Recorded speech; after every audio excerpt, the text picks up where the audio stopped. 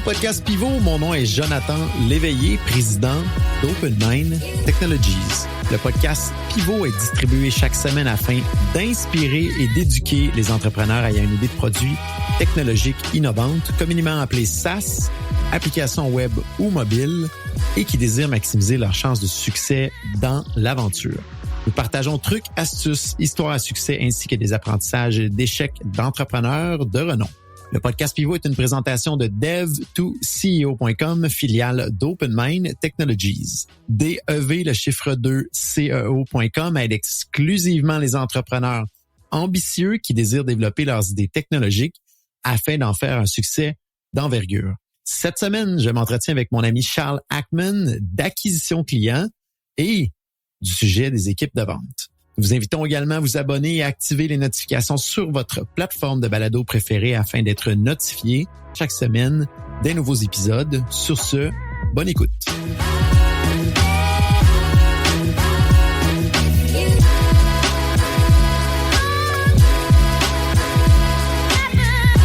Charles Ackman, PDG de Let Me Talk, une firme de marketing de croissance spécialisée dans la vente de formations high-ticket en ligne.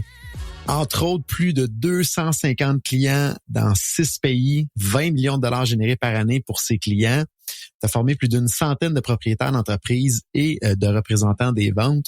Super content d'être avec toi, Charles, aujourd'hui. D'abord, comment vas-tu? Ben écoute, ça va super bien. Merci de m'avoir enfin sur le pivot. C'est le fun. Bien content. On a des horaires, je pense, quand même chargés des deux côtés, mais on est très honoré de t'avoir avec nous aujourd'hui. Comme l'introduction le disait, on va parler d'acquisition de clients profitables et bâtir une équipe de vente. Tu as une grande expérience là-dedans avec ton organisation, mais surtout d'enseigner tout ça aux organisations autour. Donc, on va essayer d'amener ça le plus possible dans un contexte de produits technologiques, produits numériques. Je pense que ça va être du bonbon, la discussion aujourd'hui. Ça va être des bombes. Voilà. Parlons d'abord de l'acquisition de clients profitables. Je pense que c'est important de se poser la question, qu'est-ce que de l'acquisition de clients profitables? Je te laisse donner ta définition de Charles de ton côté. Je rajoute avec la mienne par la suite. Le micro est à toi. Ouais, fantastique. Ben écoute, merci de me recevoir. Puis on va tout de suite embarquer dans le vif du sujet. Dans le fond, selon moi, l'acquisition profitable, vraiment, c'est que tu es en mesure non seulement, avec, mettons, on va dire, tu investis en pub ou avec des vendeurs ou peu importe, c'est que ton acquisition couvre dans le fond, le profit que ça génère, couvre le frais d'acquisition du prochain client. Fait qu'on va dire, j'acquéris un client, ben ça me permet le profit de réinjecter puis d'ensuite couvrir l'acquisition d'un deuxième client et ainsi de suite. Comme ça, tu n'acquéris jamais un client à perte. Parce que, tu sais, des fois, il y a des compagnies, on va dire, que l'argent se fait 6 mois après ou c'est avec le MRR que les profits rentrent. Au final, je veux dire, tu fais tout le temps une acquisition à perte. Donc, si tu es capable de non seulement acquérir un client avec un profit dès la première entrée, mais en plus que tu puisses couvrir le coût d'acquisition lors du deuxième client qui rentre, ultimement, selon moi, ça, c'est ce qui est une acquisition client profitable. Et c'est pas évident dans un contexte d'un produit technologique, souvent un SaaS ou ce que tu mentionnes, le MRR étant le Monthly Recurring Revenue, donc des dollars qu'on acquiert de manière récurrente. Souvent, on va se référer un petit peu à un ratio qui s'appelle le ratio CAC-LTV. On en parle dans le deuxième épisode du podcast, épisode numéro 2. Donc, le CAC est le coût d'acquisition du client sur son lifetime value, donc la valeur que le client va générer à travers le temps. Toi, Charles, de ton côté, ce que tu dis, pourquoi pas plutôt essayer de viser, de le rentabiliser dès le départ quand on va le chercher pour qu'on puisse reprendre cet argent-là et à ce moment-là, aller chercher un client futur devant nous. Là, c'est un peu ce que toi, tu proposes comme concept de vraiment aller chercher des clients de manière profitable dès le départ. Là, c'est bien ça. Absolument. Puis, je veux dire, souvent, le plus gros problème que je vois, que c'est pas nécessairement dans les compagnies SaaS, mais un peu dans n'importe quel type de compagnie, c'est qu'ils de un, leur acquisition client n'est pas profitable, mais de deux, ils savent même pas si leur acquisition fait du sens, leur coût d'acquisition fait du sens ou pas. Ils vont un peu comme à l'aveuglette, puis au final, après ça, ils réalisent 6 mois plus tard qu'ils sont complètement dans le rouge, puis ils savent pas pourquoi. Fait que vraiment, avoir une acquisition profitable règle ce problème-là. Et je sors la définition d'acquisition de clients profitables de notre fameux ami ChatGPT pour rebrasser un petit peu tout ça. Mais après ça, je veux parler par contre de comment on réussit à vraiment calculer là, ce coût d'acquisition-là. Donc, selon notre ami ChatGPT, qu'est-ce que de l'acquisition de clients profitables? Donc, l'acquisition de clients rentables se réfère à l'ensemble des stratégies et tactiques marketing mises en place pour attirer, convertir, fidéliser des clients qui génèrent des revenus durables et rentables pour l'entreprise. Donc, il y a une légère différence entre ce que toi, exemple, t'apportes, ce que moi, ma définition serait, ce que ChatGPT dit de l'autre côté. Mais tout ça, au bout de la ligne, c'est aussi bien d'être très rentable dès le départ. Puis, à ce moment-là, la croissance, elle est beaucoup plus facile à accéder ou excusez-moi l'expression en anglais, à fueler à ce moment-là. Ce qui m'amène à la question, comment, Charles, de ton côté, tu proposes de se structurer pour être capable de bien calculer son coût d'acquisition? C'est une super bonne question. T'sais, en tant que tel, tout dépend à la base des canaux d'acquisition, right? Je pense pas que nécessairement il y a un one size fits all quand il y a le temps d'acquérir des clients. Il y en a qui vont le faire avec des représentants des ventes cold call, du outbound prospecting. Ils vont texter des gens sur Instagram, LinkedIn. Autant qu'il y en a qui vont le faire par courriel, right? Fait que, mettons, ça, c'est une façon d'acquérir des clients, du cold outbound. Autant qu'il y en a qui vont le faire, ils vont le faire avec du warm inbound. Ils vont utiliser de la publicité par réseaux sociaux organiques.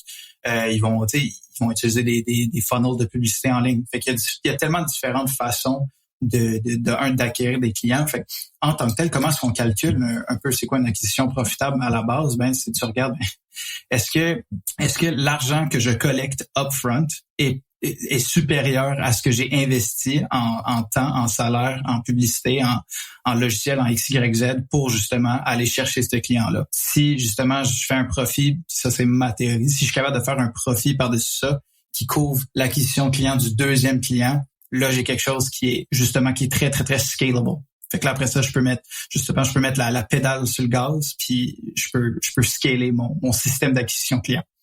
Et selon toi, est-ce que tu calcules plus le coût d'acquisition brut ou le coût d'acquisition net? Puis je fais une parenthèse de ma perception de chacun de ces termes-là. On parle, exemple, d'acquérir un client par une publicité sur Google AdWords.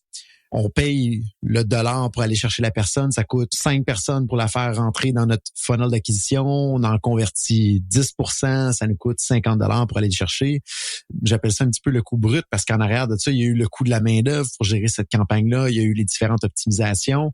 Donc, est-ce que de ton côté, vous travaillez plus sur le brut de regarder seulement, exemple, le côté payant qu'on a sorti en publicité ou on propose également d'aller chercher la main-d'œuvre qui est en arrière, mais qui est pas toujours évident de prendre cet élément en compte parce qu'il y a un facteur de vélocité. Si on n'a pas beaucoup de vélocité, ça nous coûte très cher. Si on a une grande vélocité, ça réduit un peu ce qu'on appelle, de mon côté, les frais fixes, les frais humains. Là. Comment toi, tu perçois ça puis comment vous le calculez là, avec vos clients? Là? Non, c'est une super bonne question puis c'est bon de le mentionner. Je veux dire, au final, si, mettons, j'ai un petit volume, mettons, on va dire, je roule un petit budget de pub, puis on va dire, le propriétaire de la compagnie acquérir ses propres clients, right? Puis on va dire, il se verse même pas de salaire, mais il a engagé une agence marketing, on va dire, frais fixes, 5 000 $ par mois pour gérer on va dire, ces publicités-là.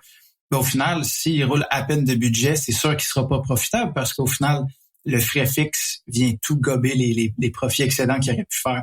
Fait que souvent, moi, ce que je vais faire, c'est que je vais laisser certaines variables in or out, right? Fait que, mettons, souvent, moi, je vais calculer, OK, cool, ça m'a coûté combien en publicité, puis ça m'a coûté combien en frais des vendeurs, mettons. Souvent, parce que, puis ça, on va en parler plus tard, là, mais je veux dire, nous, on structure nos vendeurs pour qu'ils soient uniquement en commission. Okay? Fait que c'est beaucoup plus facile à tracker que s'il était salaire plus commission.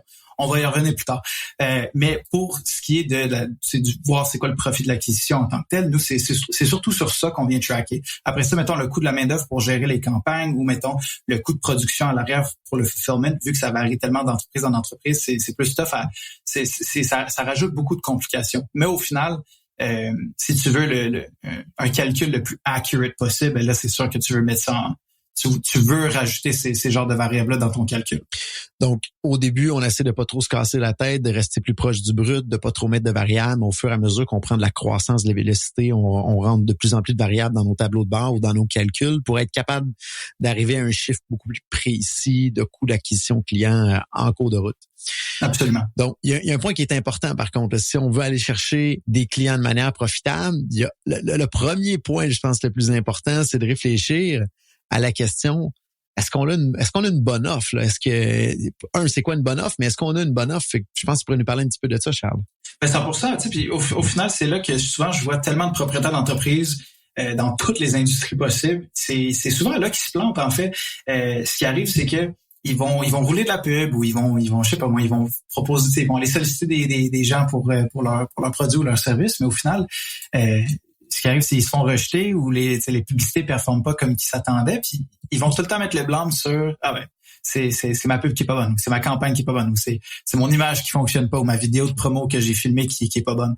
Quand au final, la majorité du temps, puis ça je l'ai vu à travers avoir travaillé avec des centaines de compagnies, c'est souvent leur offre n'est pas un fit pour un marché à froid. Fait ils ont réussi à valider leur offre au travers des références, ou des leads ou des clients qui étaient très organiques, qui venaient justement, qui avaient été nurture via leur contenu, ou que justement ça fait longtemps qu'ils sont clients puis ils se font upsell. Puis au final, selon eux, cette offre-là est rendue bonne à vendre au grand public, puis à rouler de la publicité à des gens qui ont jamais entendu parler d'eux. C'est là le problème au final, c'est qu'ils n'ont pas bien validé leur offre en fonction du bon marché. Fait qu'après ça, ils lancent le produit qui est souvent, l'offre va être très similaire un peu à d'autres personnes. Fait qu'au final, ils embarquent dans un océan rouge. Puis ils n'ont pas leur petit océan bleu à eux-mêmes, puis c'est là qu'ils se plantent. Fait que là, leurs coûts d'acquisition sont beaucoup plus élevés, ou leur pub elle accroche pas, ou leurs vendeurs sont pas capables de sortir des arguments assez convaincants pour être capables de closer leur deal. Puis au final, si l'offre en tant que telle était un bon product market fit pour un cold audience, une audience à froid, au final, ça aurait tout changé. Puis on le fait le calcul aussi, où on regarde, mettons, on fait des comparatifs entre une offre un peu plus style commodity, ou c'est une offre typique comme toutes les autres versus une offre plus style irrésistible. Puis normalement, non seulement ton coût d'acquisition va être beaucoup mieux, mais aussi tout ce qui va être le fulfillment dans le back-end est beaucoup plus streamlined. Les profits, autant au niveau de l'acquisition que le fulfillment, c'est incomparable. C'est 5 à 10 fois plus élevé, normalement, à cause de cette offre irrésistible. Entrepreneurs et dirigeants qui nous écoutent, j'ai une question pour vous aujourd'hui. Êtes-vous pleinement satisfait de la cadence et de la performance de vos équipes de développement logiciel? Eh bien, sachez qu'OpenMind Technologies et dev2co.com peuvent vous aider à améliorer la cadence dans vos développements de produits en dédiant une équipe ultra performante pour vos projets. N'hésitez pas à nous écrire directement via le site dev2co.com, donc DEV, le chiffre 2, CEO.com, ou directement sur LinkedIn. Il me fera plaisir de discuter personnellement avec vous de comment nous pouvons vous apporter de la valeur dans votre organisation. Sur ce, de retour à l'épisode en cours. J'aime beaucoup ton concept de séparer notre partie acquisition de clients pour un marché à froid puis un marché à chaud ou un marché warm, parfois qu'on appelle en anglais. C'est vraiment intéressant, surtout dans le concept, dans le cadre d'un développement d'un produit technologique ou numérique. Souvent, on va en parler avec les gens autour de nous, puis là, les gens vont dire oui, on en parle à d'autres mondes qui connaissent d'autres mondes, ils disent oui, mais au final, après ça, quand on essaie d'aller chercher un stade de croissance, puis de trouver un canal d'acquisition client qui est rentable, qui est profitable, qu'on peut aller chercher du scale, donc de la croissance, c'est là souvent que ça va venir coincer. Fait que j'adore ton concept, puis je pense que c'est une des choses aujourd'hui que je vais retenir le plus, que faut faire attention. Dans notre acquisition de clients, il y a vraiment deux choses complètement séparées, le warm et le chaud et le froid, c'est totalement différent. Puis est-ce que notre offre qu'on a présentement en main aujourd'hui répond au marché à froid? Parce que sans être capable de répondre au marché à froid, c'est super difficile d'aller chercher de la croissance rapide à ce moment-là. C'est un petit peu ça que tu mentionnes, non? Ben, c'est ça, parce que ultimement, je veux dire, un marché à froid, si tu as un produit, que ce soit un service, un SaaS, un programme de coaching, peu importe, si ton produit en tant que tel, il est capable de se vendre à un marché qu'il ne connaît même pas, fait qu'ils voient une pub, ils se font un peu informer sur ton produit à peine, ils embarquent sur un appel de vente ou ils vont direct sur une page transaction et ils achètent. Je veux dire, tes délais de vente vont être beaucoup moins longs, de un. De deux, tu vas être en mesure vraiment de... Si tu vois que, mettons, pour chaque dollar que tu mets en pub, tu es capable d'en faire 3, 4, 5 complètement à froid, puis que tu réinjectes tout cet argent-là après ça directement dans le même système d'acquisition client. Au final, ton growth, c'est incomparable versus juste tout le temps vendre à des références, puis tout nurture pendant des mois et des mois. Je veux dire, au final, dès que tu atteins un cold market fit offer, ça décolle. Puis il y a un autre concept, je pense qu'il faut intégrer dans la réflexion pour ceux qui nous écoutent, c'est que dans le développement d'un produit, on a une phase d'exploration de notre PMF, notre Product Market Fit. Donc, à qui on parle, à qui on résout vraiment un problème, est-ce que les gens sont vraiment prêts à payer? Donc, dans une phase de marketing et d'acquisition client, je pense qu'il y a 2 stades. Il y a le premier stade où on essaie de trouver le bon canal, le bon Product Market Fit. Puis à un moment donné, on tombe vraiment sur la bonne audience, avec le bon message, avec le bon canal. Puis après ça, il faut aller chercher une croissance. Puis c'est là qu'on peut, comme tu dis, de reprendre cet argent-là, de la réinvestir, soit mettre de notre propre argent pour accélérer cette croissance-là ou aller chercher de la monnaie extérieure, donc de l'argent de financiers comme des ventures, des VC dans le fond. Donc, il y a 2 phases du début qui est super difficile jusqu'à son product market fit, puis après ça, la phase de scale est souvent un petit peu plus plaisante à faire que la recherche initiale, souvent qu'on tourne en rond. Mais tout ça revient à ce qu'on vient de dire. Est-ce qu'on crée de la valeur? Est-ce qu'il y a de la valeur perçue pour les gens qu'on rencontre à froid sur notre offre? Donc, ça revient beaucoup à ça pour être capable d'aller chercher de la clientèle de manière profitable au bout de la ligne. 100%. Puis tu sais, je veux dire, il y a tellement... Tu peux tellement être créatif quand tu crées une offre irrésistible. Je veux dire, au final... Il y a tellement de gens, des fois, ils se mettent un peu dans une boîte et ils se disent, bon, ça va être ça mon produit. Mais au final, je veux dire, je vais te donner un parfait exemple. Là. Tu peux prendre ton même produit, OK? Puis tu fais juste segmenter une petite partie de ce produit-là. Puis tu dis, pour les 100 premiers qui s'inscrivent à XYZ produit, vous avez en bonus telle tranche du produit qui à la base faisait partie du produit, mais maintenant ça fait plus partie du produit, puis c'est un bonus. Puis au final, juste le fait qu'il y ait ce bonus-là lors de l'achat fait en sorte que la valeur perçue du produit est beaucoup plus élevée. Right? Il y a tellement d'autres affaires comme juste la chose la plus banale, rajouter une garantie. Il y a plein de monde au final que ils ont un super bon produit, ils voient qu'ils ont un taux de réussite de 90% et plus avec leur produit, puis leurs clients leur font des louanges, mais qu'ils rajoutent pas cette garantie-là. Une garantie à la base, puis ça, je veux dire, tu fais les maths les plus basiques là, sur n'importe quel type de produit, ça a été prouvé que ça va augmenter tes ventes brutes de 30%. Okay? Puis mettons, normalement, ça va doubler par contre la quantité de remboursement que tu vas avoir. Fait que mettons, on va dire que tu as un 5% de taux de remboursement quand tu n'avais pas de garantie, puis maintenant tu en as 10% quand tu as une garantie. Au final, tu fais les maths, si tu as sur 100 ventes, mettons, à la base, ça te fait 130 ventes moins 10% de remboursement, ça te fait 117 ventes versus ton 95 ventes initiales sans garantie. Au final, au net. Fait qu'au net, juste grâce à une garantie, même si tu as eu plus de remboursement, tu as augmenté tes ventes de 23% juste à cause d'une garantie. Puis la majorité du monde le font juste pas. C'est tellement brillant ce que tu dis là, puis c'est prouvable effectivement au niveau statistique. Je fais une référence à un livre qu'un coach m'a introduit il y a à peu près 2 ans de ça, qui s'appelle Confession of the Pricing Man. Et le nom de l'auteur est Herman Simon, qui a une entreprise juste spécialisée dans comment optimiser ses prix et réussir à vendre plus et avoir une plus grande valeur perçue. Et vous allez retrouver dans ce livre-là des exemples qui se relient beaucoup à ce que Charles vient de mentionner, dont un concept qui est assez hallucinant, qu'on a tous été, je dirais peut-être pas nécessairement victimes, mais qu'on a tous tombé un peu dans le panneau au bout de la ligne, qui est le concept du decoy effect. Et pour ceux qui connaissent pas le concept du decoy effect, je pourrais donner le meilleur exemple. Quand vous allez au cinéma, ou si vous êtes déjà allé au cinéma, le fameux concept du popcorn, où ce que le petit popcorn est à, là je vais le mettre avec des prix d'inflation aujourd'hui, on va dire $7 le petit popcorn. Le plus gros serait à $13. Fait que logiquement, le moyen devrait être à 10. Mais les decoy effects, ce qu'ils font, c'est qu'ils vont mettre le moyen à $12. Puis là, le monde va dire, mon Dieu, c'est juste $1 de plus pour acheter un gros. Et la majorité des gens, à ce moment-là, vont s'en aller vers le choix du gros. Donc, ça augmente de beaucoup la facture moyenne. Ça augmente la perception de valeur pour la personne qui achète. Mais pourtant, c'est le même produit. C'est juste qu'on a joué avec des faits psychologiques dans notre prix qui va venir influencer vraiment le comportement d'achat du consommateur moyen.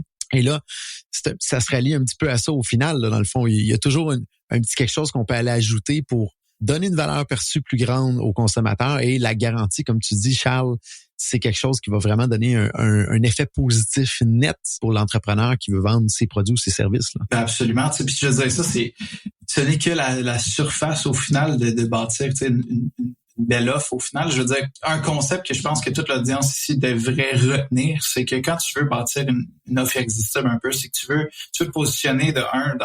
Moi, j'aime beaucoup ça, me nicher. Right? Je veux dire, souvent, là, ça commence à devenir de plus en plus populaire là, avec des gros gars comme Alex Hormozy et puis d'autres personnes d'influence sur le marché qui en parlent de plus en plus. Mais je veux dire, c'est un concept souvent que les gens qui se partent, souvent ils oublient, puis c'est plus que tu te niches, plus que tu vas être capable d'avoir des bénéfices de ça. Right? Souvent, les gens ont peur de perdre une clientèle ou de pas avoir une certaine part de marché parce qu'ils veulent pas aller plus nicher, mais c'est souvent ceux-là qui sont le plus nichés qui génèrent le plus de revenus puis plus de profit aussi. Si tu veux, je peux te donner un super bon exemple. Il y avait une firme de VC, justement, eux c'était hot, le modèle d'affaires. Ce qu'ils faisaient, c'est que dans le fond, ils acquérissaient des compagnies qui valaient plus d'1 milliard. OK?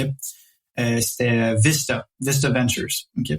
Puis eux, ce qu'ils faisaient, dans le fond, c'est que quand ils acquérissaient des compagnies qui valaient plus d'1 milliard, il est triplé en 3 ans. Je sais pas si tu as déjà triplé Incroyable. 1 milliard, mais Incroyable.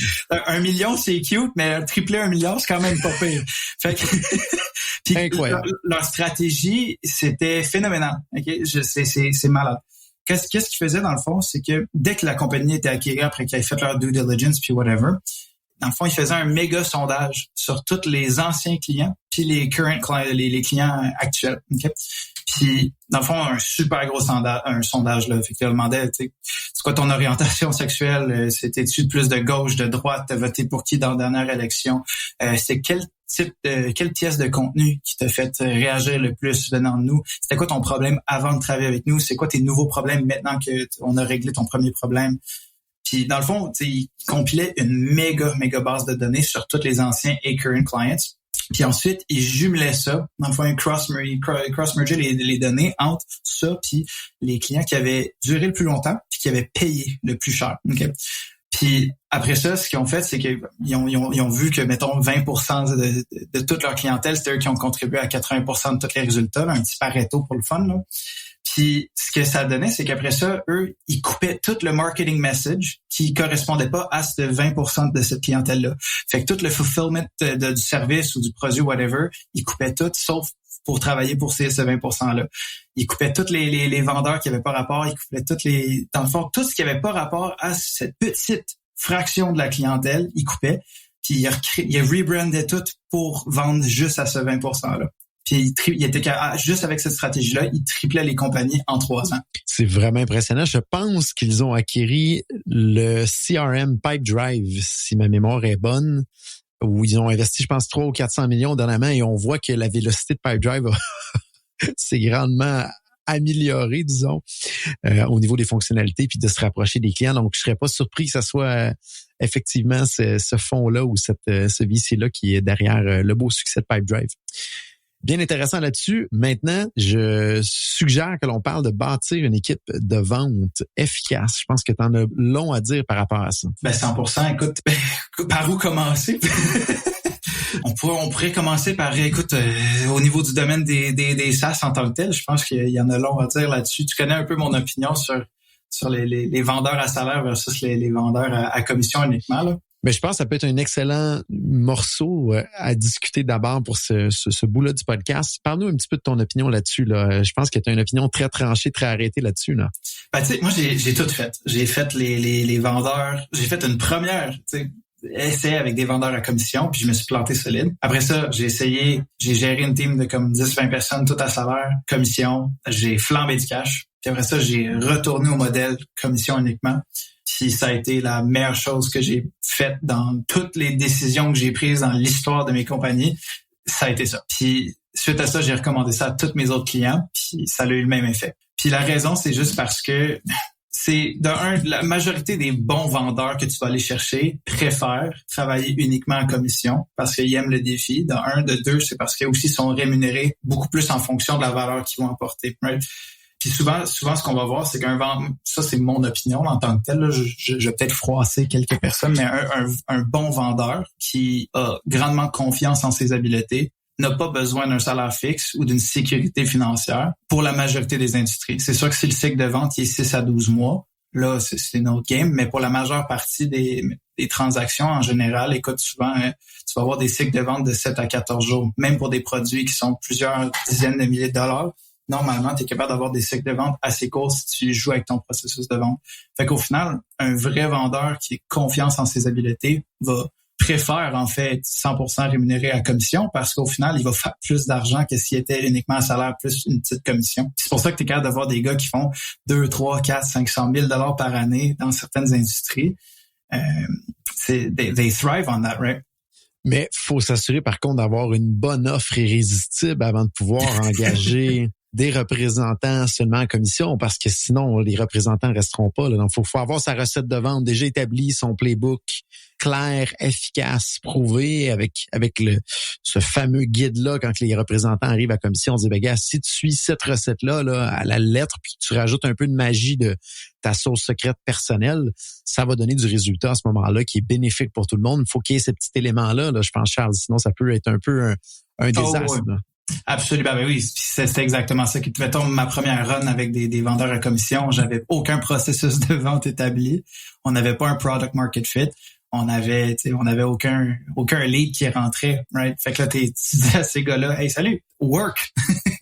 ça marchera pas, tu sais. Fait en tout, faut être réaliste aussi. Je veux dire, tu peux pas t'attendre à quelqu'un qui fait juste embarquer dans ta business, sa commission uniquement, si t'as pas déjà au moins une base d'établi que il peut travailler dessus, right? À moins que tu trouves quelqu'un de très, très, très dédié qui veut éventuellement devenir intrapreneur dans ta compagnie, puis là, t'as un autre, mettons, si on va dire le founder, il est plus développeur, puis il est moins, mettons, marketing et vente, là. Je veux dire, ça, souvent, on va voir ça arriver, là. Mais oui, non, je suis 100% d'accord avec toi que si t'as pas au moins ces bases-là, ça va planter, là. Ça devient très difficile à ce moment-là. Puis je référais peut-être à 2 ouvrages qui sont extrêmement intéressants que tu as peut-être eu la chance de t'imprégner, Charles, de ton côté. Le premier, c'est le Sales Development Playbook. Vraiment une bible de comment réussir à aider à bâtir une équipe de vente, mais comprendre comment la manager, comment bâtir un peu les plans de commission, les plans de rémunération, mais surtout comment faire son playbook, qui est un peu la genèse de comment vendre dans l'organisation, puis d'avoir une recette qu'on peut dupliquer par la suite, mais surtout améliorer à travers le temps. Et un autre livre super intéressant qui vient des cofondateurs de HubSpot, qui est The Sales Acceleration Formula, qui va parler justement comment réussir à trouver des habiletés uniques que les vendeurs peuvent avoir, mais surtout quelle habileté unique en tant qu'entreprise qu'on a besoin pour être sûr de bien appareiller ce qu'on a besoin comme habileté. Puis je vais donner un exemple d'habileté. Il y a des gens qui sont des très bons closers, donc de fermer la vente au final. Il y a des gens qui sont très bons pour créer une relation. Il y a des gens qui sont excellents pour faire des belles présentations, que le visuel est beau. Il y a des gens qui sont super bons pour, on aurait dit que tu es un ami en 2 secondes avec eux. T'en as d'autres qui vont être très, très, très, très, très structurés. Mais d'une compagnie à l'autre, je pense qu'il y a des habiletés uniques qui devraient être clairement identifiées dans le playbook, dans la recette de vente. Et je pense que d'embaucher et d'arrimer ses représentants avec ce set-là d'habiletés uniques, je m'excuse l'expression anglaise, mais peut aider là, à bâtir, je pense, une équipe de vente qui est profitable, qui est efficace au bout de la ligne. Et là, encore plus, d'attirer des gens qui sont juste à commission, ça fait tout son sens quand on a tout ça mis en place, je pense. Écoute, c'est drôle que tu m'en parles. C'est un de mes livres préférés au niveau de la vente que j'ai non seulement lu, mais j'ai étudié rigoureusement. Surtout au niveau, des choses que j'ai plus retenues de ce livre-là, c'est aussi surtout le fait qu'ils traitent leur département de vente comme un département de coaching. Puis ils sont tellement axés sur... Parce que à la base, je veux dire, le VP des ventes de chez HubSpot, c'était pas un vendeur, là, c'était un ingénieur du MIT. Fait qu'il a pris une approche ultra scientifique à son département de vente, qui était le contraire de la majorité des autres compagnies. Fait que quand j'ai lu ce livre-là, mon plus gros takeaway, c'était vraiment toute son approche à la formation de ces représentants de vente, mais aussi comment ils trackaient leur performance, right? Souvent, je vais voir ça surtout, c'est des erreurs d'un peu plus débutantes, mais mettons, les compagnies vont pas nécessairement tracker toutes leurs métriques. Fait qu'ils vont pas savoir, mettons, le show-up rate des gens sur un appel, ils vont pas savoir c'est quoi le closing rate de leur vendeur, ils vont pas savoir un peu c'est quoi les taux de connexion avec un appel ou les taux de demos booked, right? Ils regardent pas un peu, ils vont juste assumer, mon vendeur, il est pas bon. Mais là, après ça, si tu documentes chacune de tes métriques à la lettre, ce qui arrive, c'est que là, tu es capable de voir sont où les failles dans ton processus de vente. Puis tu peux coacher ton vendeur directement juste sur cette chose-là. Puis même créer aussi, un peu comme qu'eux, ils faisaient, puis ça, je le fais à l'interne, puis j'aime vraiment ça. Je fais des concours. Au lieu de faire juste des concours sur qui ramène le plus d'argent dans la compagnie à chaque mois, je fais des concours sur les métriques que je cherche à améliorer. Fait que maintenant, je vois, on va dire, mes 6 gars, ils font pas de suivi, là, je vais faire un concours de suivi. Celui qui fait le plus de suivi durant son mois puis qui va chercher le plus de vieux leads qui étaient dans notre pipeline, il gagne un prix, il gagne un bonus, il gagne ci. Vraiment intéressant concept que je pense que je vais te voler pour notre équipe chez Open Mind. Vraiment sharp. Et ça me fascine ce livre-là. Je trouve ça triste de pas me souvenir qui m'a référé ce livre-là. Normalement, je prends en note toutes les références de livres et j'arrive pas à retracer c'est qui. Si quelqu'un nous écoute aujourd'hui puis qui m'a référé ce livre-là, envoie-moi un petit message sur LinkedIn, s'il te plaît. Je te dois acheter un dîner, peu importe. Mais tout ça pour dire que on en a fait à chaque année chez Open Mind avec l'équipe de gestion. On essaie de prendre le livre qu'on pense qui va nous faire bouger vraiment vers notre objectif final. Cette année, c'est le livre justement de HubSpot, Sales Acceleration Formula. Et ce qui me fascine, c'est qu'on a un processus qu'on appelle le book club où on s'assoit avec les gens et qu'on fait un tour de table de voir c'est quoi nos meilleurs, en français, excusez-moi, graines de sagesse, mais wisdom seed en anglais. Et c'est hallucinant. À chaque fois que je parle avec quelqu'un de ce livre-là, il y a des choses qui ressortent qui sont complètement différentes d'une personne à l'autre. Et ce que tu me mentionnes là, Charles, présentement, il y a personne à date qui l'avait mentionné autour de la table et tu me le dis, puis je fais, mon Dieu, c'est tellement wow. Donc, c'est un livre assez impressionnant, de rempli de sagesse. Puis, selon on en est rendu dans notre organisation, on va peut-être en sortir une 50aine de graines de sagesse, alors que toi, de ton côté, t'en sors 50 autres différentes, puis si vous les écoutez puis vous le lisez, vous allez probablement en sortir autre chose de positif, mais à date, tout le monde qui l'a lu ont été quand même assez impactés de manière intéressante puis de manière positive. Donc, on vous le recommande. J'ai aucune commission sur ce livre, je le tiens à le dire. On va mettre par contre le lien dans les notes de l'épisode aujourd'hui pour votre pur bonheur de lecture. Donc, voilà. Absolument, non, je veux dire, écoute, pour vrai, je veux dire, la chose, je pense que comme beaucoup de fondateurs, des fois, ils oublient aussi, c'est que, tu sais, je veux dire, ils peuvent s'éduquer aussi sur ce genre de trucs-là. C'est sûr qu'il y en a qui, mettons, ils vont refuser de faire de la vente complètement parce qu'ils se disent qu'ils sont pas bons ou qu'ils aiment pas ça le faire. Mais au final, ce que j'ai remarqué beaucoup, parce que j'ai formé des gens qui étaient déjà bons en vente, puis que je les ai amenés une coche de plus. Mais j'ai aussi amené des gens de 0 à 1. Puis ça, c'est un méchant défi, mais en même temps, tu sais, mettons, une madame de 40-50 ans qui n'a jamais fait ça de sa vie, elle faisait des chandelles artisanales chez eux, puis là, maintenant, je l'ai transformée en closer, puis elle est capable de faire un salaire de 6 chiffres par année.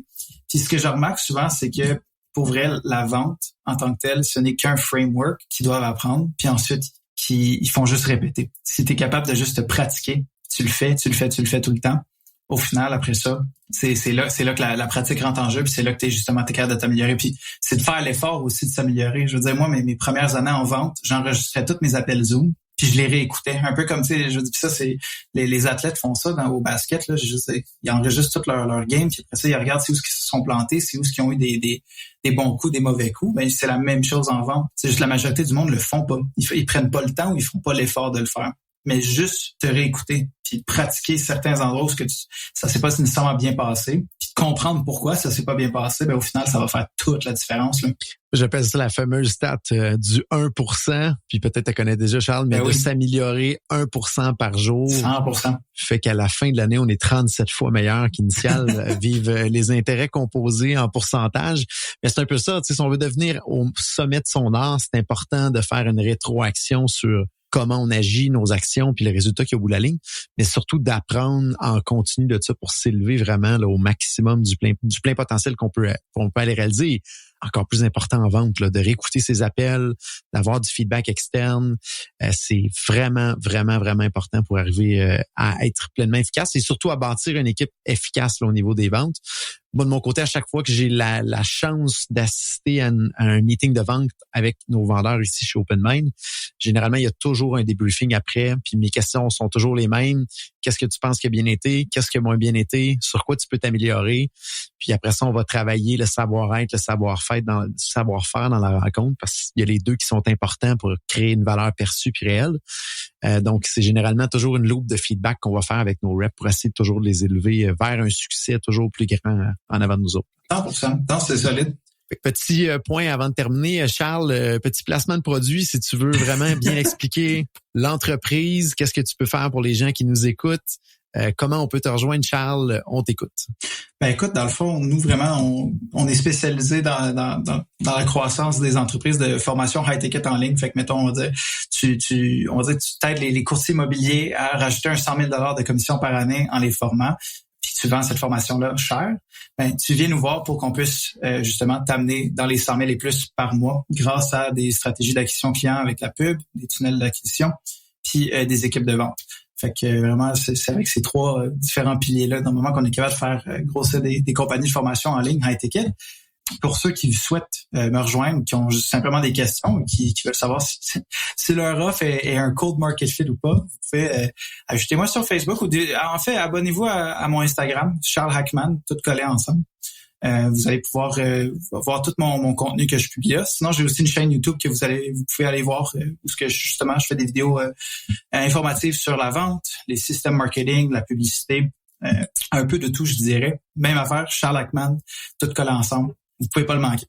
Et si vous êtes sur TikTok, Instagram et compagnie, forte chance que vous avez vu Charles passer dans vos feeds. On faisait la blague hors d'onde tantôt que Charles est le futur Gary Vee du Québec. Je pense qu'il va être il va être présent de plus en plus sur tous les médias devant nous. Merci de ta générosité aujourd'hui pour discuter du sujet, Charles. Bien apprécié. On aura sûrement la chance de rediscuter ensemble sur d'autres podcasts devant nous. Absolument. Et à tous ceux qui nous écoutent, je vous dis merci et à la semaine prochaine.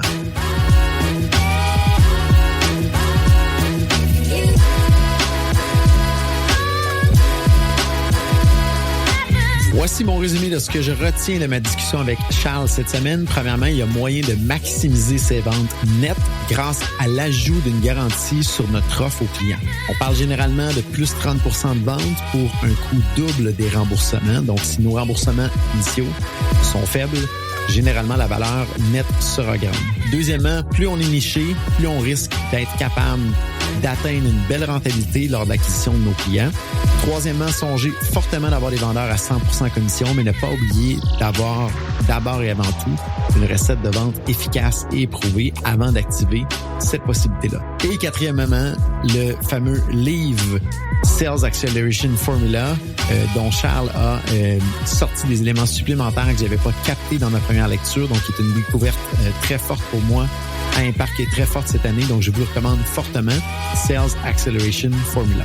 Merci à tous d'avoir été des nôtres cette semaine. Nous produisons ce contenu gratuitement pour vous. Notre récompense est votre partage et votre abonnement. Donc, si cet épisode de podcast vous a plu, s'il vous plaît, aidez-nous en le partageant sur les médias sociaux et aidez-nous en vous abonnant pour recevoir les alertes des nouveaux épisodes sur votre plateforme de balado préférée. Je vous invite également à continuer la discussion sur LinkedIn. Mon nom est Jonathan Léveillé, président d'Open Mind. À la semaine prochaine.